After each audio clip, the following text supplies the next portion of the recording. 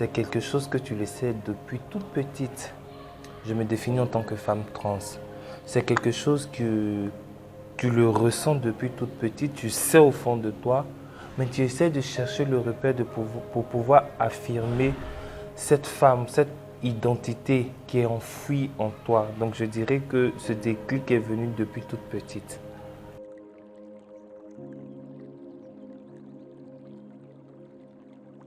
Les difficultés, on les rencontre tous les jours. La vie de la trans, de la femme trans, c'est un défi.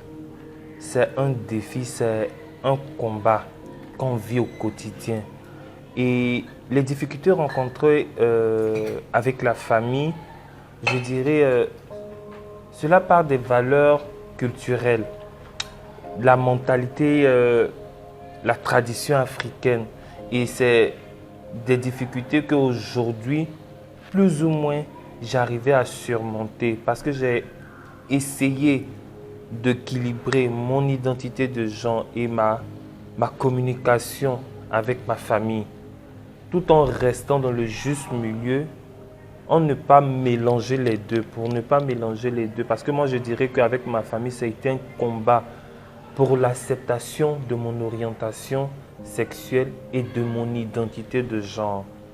Et aujourd'hui, j'ai trouvé, je dirais par la grâce de Dieu, je suis en couple avec un homme trans et au vu de la famille, de la société, on passe comme un couple hétéro.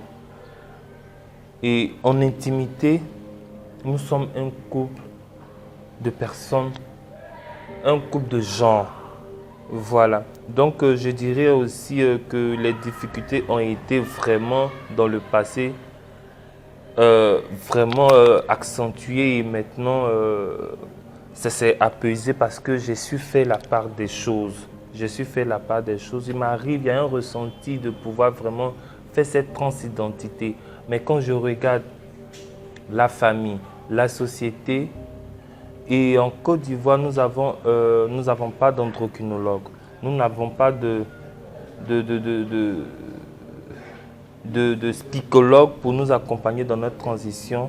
Donc j'ai préféré ne pas m'engager sur cette voie de la transidentité pour le moment, même je me définis en tant que femme trans. Moi personnellement, je pense qu'il faille qu'on fasse des focus group avec les parents des trans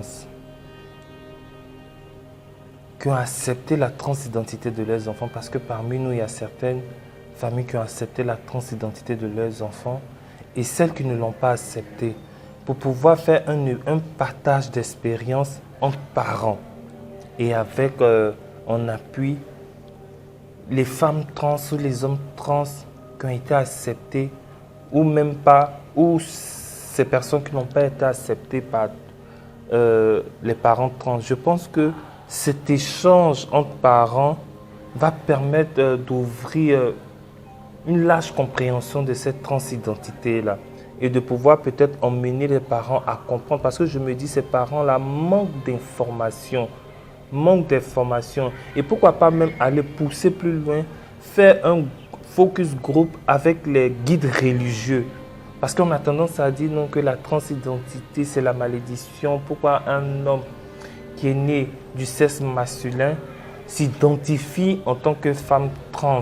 Organiser des focus group avec ces guides religieux-là pour expliquer, pour trouver le juste milieu, pour pouvoir comprendre ce que c'est que la transidentité et laisser même ces personnes faire des témoignages devant ces guides religieux et faire des focus group avec je dirais les présidents de quartier, là où il y a un groupe de personnes trans qui habitent. Parce que, j'ai dit toujours, là où ces personnes trans habitent, qui se font accepter dans ces quartiers reculés, il faut que ces présidents de quartier soient véritablement sensibilisés.